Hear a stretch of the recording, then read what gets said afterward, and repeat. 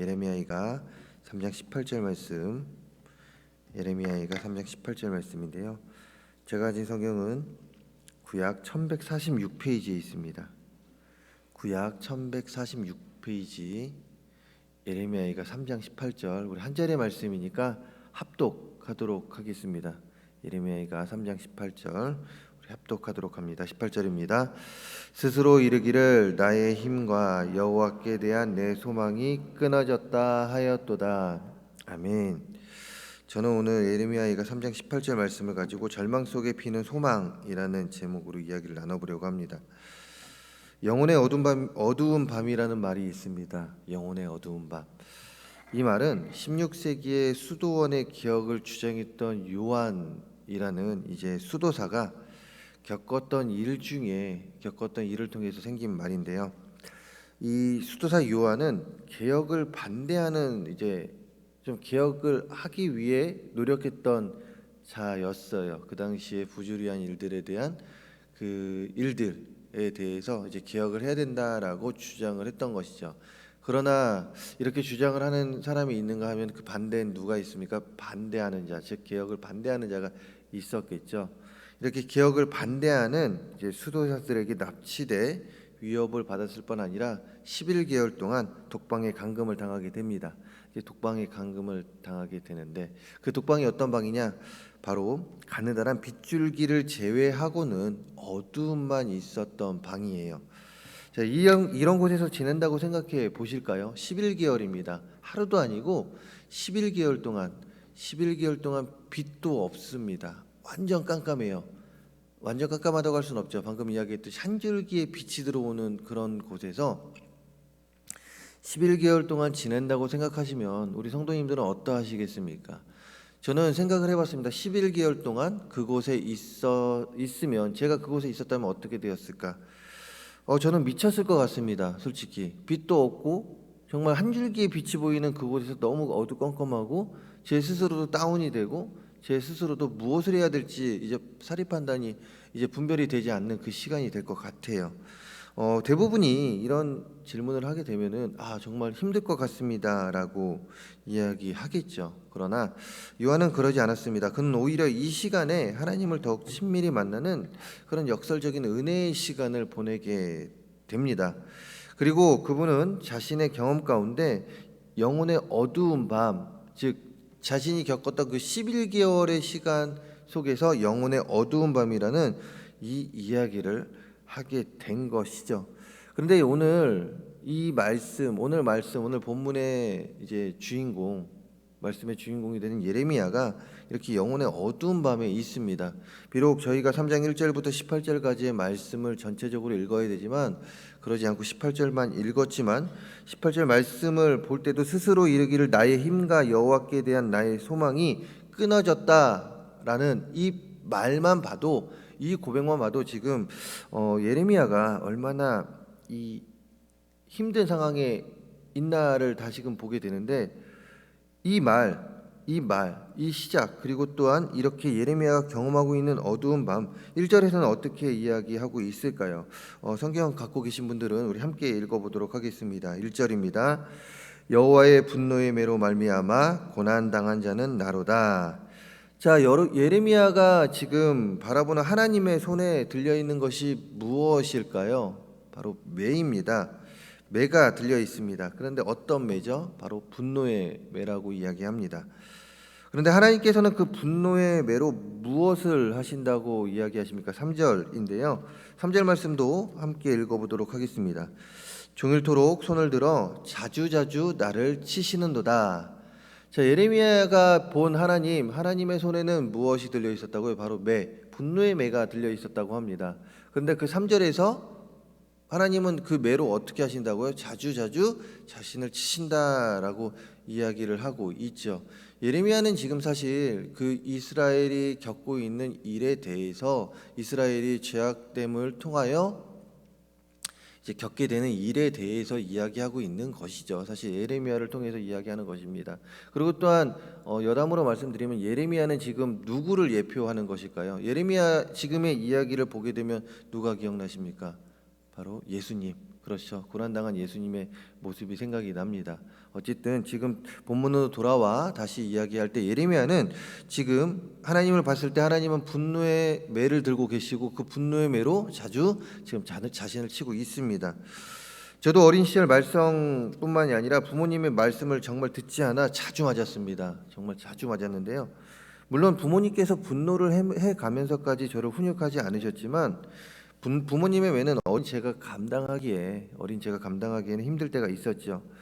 그런데 3절에서 이렇게 지금 하나님께서 분노의 매를 들고 자주자주 자신을 치고 있다라는 그 예레미야의 고백, 또 한 번 치실 때 어떻게 치신다고 하십니까? 종일토록 치신다라고 이야기합니다.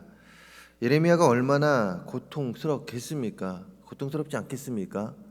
그런데 단순히 이것으로 끝나는 것이 아닙니다. 4절에는 하나님께서 그의 살과 가죽을 쇠하게 하시고 그 뼈를 꺾으셨다고 기록하고 있습니다. 단순히 때리는 고통뿐만이 아니라 자신의 지금 육신에 지금 아픔이 있는 것이죠. 뼈를 꺾으셨다는 기록, 뼈를 꺾으셨다라고 이야기할 정도로, 더 나아가 고통과 수고가 자신의 삶에 있었고 이제 어둠 속에서 계속해서 살게 하신다라고 기록하고 있습니다. 이 말씀이 바로 5절 말씀 이하에 기록되어 있어요. 그런데 더 큰 고통이 있습니다. 이것보다 더 큰 고통이 있으니 8절의 말씀 우리 함께 읽어보도록 하겠습니다. 8절입니다. 내가 부르짖어 도움을 구하나 내 기도를 물리치시며. 아멘. 무엇입니까? 지금 예레미야가요, 이 고난 속에서 하나님을 찾고 있습니다.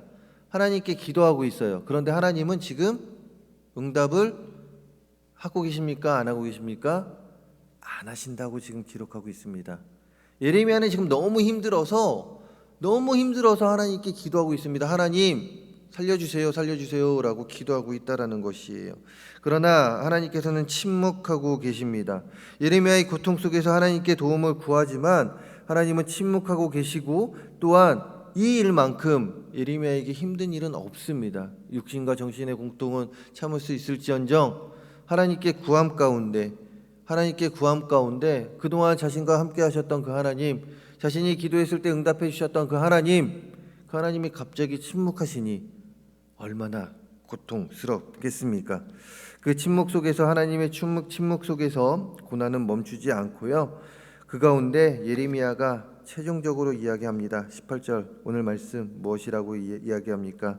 스스로 이르기를 나의 힘과 여호와께 대한 내 소망이 끊어졌다 하였도다. 기도를 해도 응답이 없고 또한 계속되는 고난 속에서 예레미야가 하는 말이죠.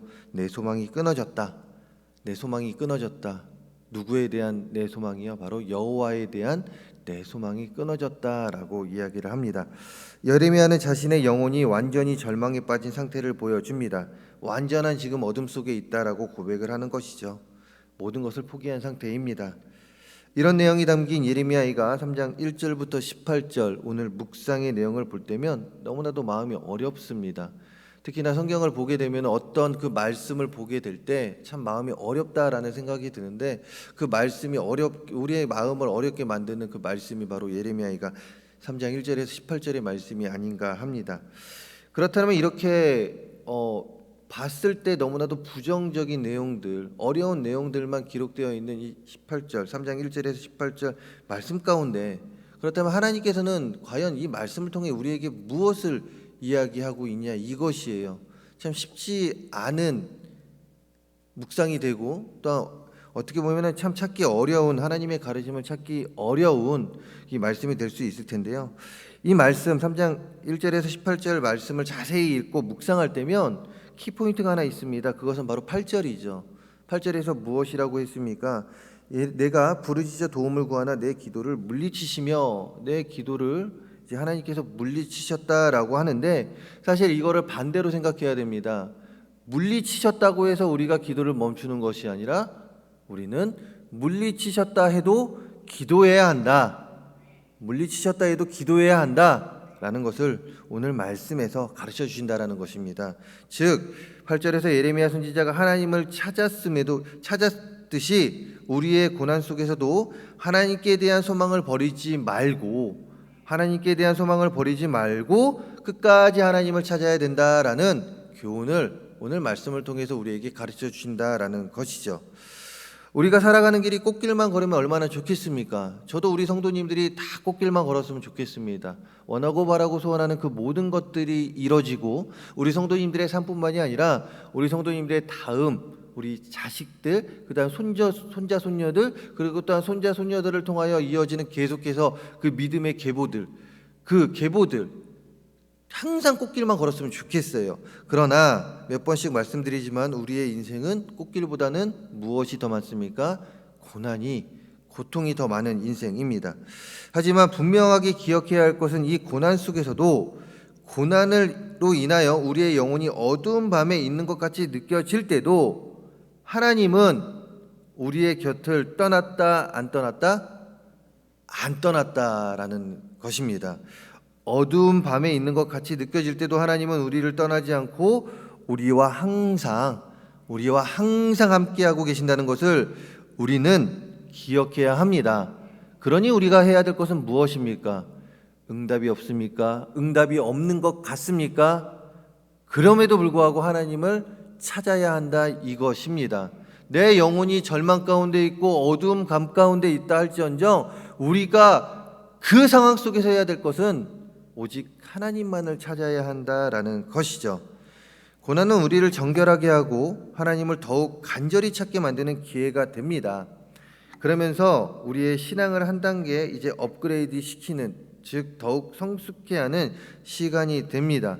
그러기에 고난 가운데 낙심할 이유가 없습니다. 이 또한 지나가게 됩니다. 이 또한 지나가게 돼요.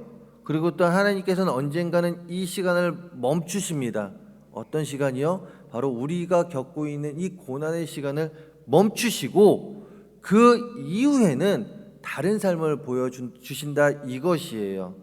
그러니 우리는 그 고난 가운데 낙심할 이유가 없고요, 좌절할 이유가 없습니다. 오히려 그 시간에 우리와 항상 함께하고 계시면서 한 줄기의 빛, 그 구원의 빛이 되어주시는 그 하나님을 찾는 시간이 되어야 함을 우리는 기억해야 한다라는 것이에요. 그 시간 하나님을 찾으며 기도해야 한다라는 것입니다. 끝까지 포기하지 않고 기도해야 한다라는 것이에요. 8절에서와 같이 우리의 기도에 또 하나님을 찾을 때 하나님께서는 응답하지 않으시고 침묵하시는 것 같이 느낄 수도 있겠지만 그럴 때일수록 포기하지 마시고 끝까지 하나님 찾으시기 바랍니다. 끝까지 기도하시기 바랍니다. 끝까지 하나님 바라보시기 바랍니다.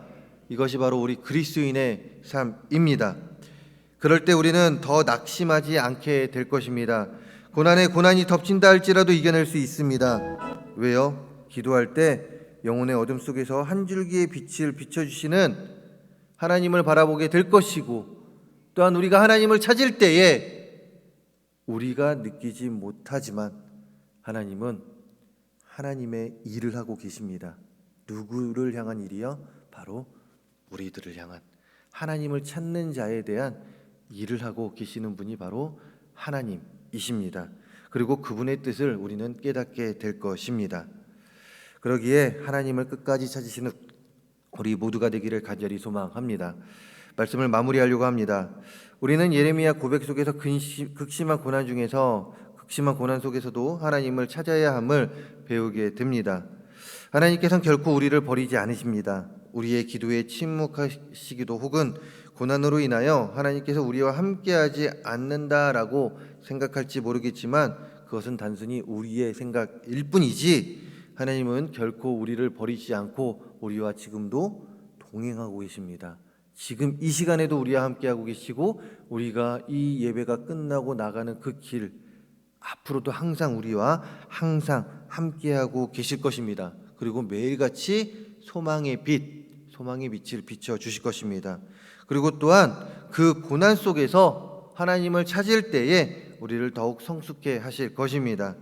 인생에서 고난은 결코 피할 수 없습니다. 우리 인생의 선배님들 잘 아시지 않습니까? 우리 성도님들 아시지 않습니까? 고난은 결코 피할 수 없습니다. 피하려고 하면 오히려 더 큰 고난으로 돌아오는 경우가 빈번합니다. 그러니 고난을 피하는 것이 아니라 그 고난 속에서 하나님의 뜻을 찾으시는 우리 성도님들이 되시기를 바랍니다. 이때 우리는 하나님의 은혜와 자비를 더욱 경험하게 될 것입니다. 하나님은 우리와 항상 함께하고 계십니다. 하나님은 우리와 항상 함께하고 계십니다. 이것을 기억하고 믿으며 어떤 상황 속에서도 특히나 고난 속에서 하나님을 더욱 붙잡고 승리하는 우리 성도님들의 삶이 되기를 주님의 이름으로 축원합니다. 기도하겠습니다. 하나님, 우리의 인생이 꽃길만 가득한 인생이면 얼마나 좋겠습니까? 그러나 그 꽃길에 걷는 인생보다는 고난과 고통이 너무나도 많은 인생입니다. 그 고난과 고통 속에서 하나님 나에게 왜 이러죠? 하나님 길을 보여주십시오 라고 이야기할 때 길이 보이지 않아, 또한 이 일이 해결되지 않을 때면 하나님이 나와 함께하지 않는다라는 생각을 하게 되고, 또한 그 가운데 하나님을 찾음을 멈추는 우리들의 모습을 보게 됩니다. 그러나 하나님, 이제는 그러지 않게 하여 주시옵소서. 인내하고 또한 끝까지 하나님 바라보며 나를 살리신, 우리를 살리신 그 하나님 바라보며 끝까지 하나님 찾고 그 가운데 하나님의 계획하심과 하나님의 일하심을 경험하는 우리 모든 성도님들 될 수 있도록 도와주시옵소서. 고난 속에서 좌절하고 낙심할 이유가 없습니다.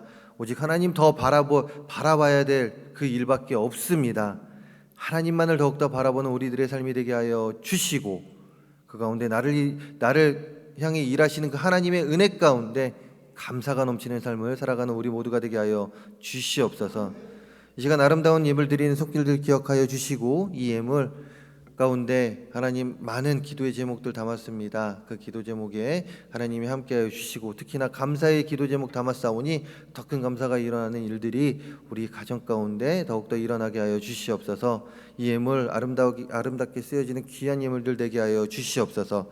우리 성도님들 오늘도 하나님 더욱더 붙잡고 승리하는 우리 동성교회 모든 성도님들의 삶이 되게 하여 주시고, 또 한 줄기의 빛 가운데 하나님께서 비춰주시는 그 빛 가운데 하나님 오늘도 감사한 삶을 살아가는 우리 모든 동성교회 성도님들 되게 하여 주시옵소서. 이 모든 말씀 예수 그리스도의 이름으로 기도합니다. 아멘. 함께 기도합니다. 말씀 기억하시면서 기도하시고요. 교회와 또한 담임 목사님, 원로 목사님을 위해 기도해 주시기 바랍니다. 그리고 또한 앞으로 이제 세일의 기도회가 진행됩니다. 이제 얼마 남지 않았는데요. 그 세일의 기도회를 위해 기도해 주시고, 또한 그 가운데 놀라운 기적의 역사가 일어나게 해달라고 기도해 주시고, 또 우리 환우들을 위해 기도해 주시기 바랍니다. 영적으로 육적으로 아파하는 환우들 위해 기도해 주시고, 각자 가지고 나오신 기도 제목 가운데 기도하시다 자유롭게 돌아가는 시간 갖도록 합니다. 주여 열창하신 데에 기도하십니다.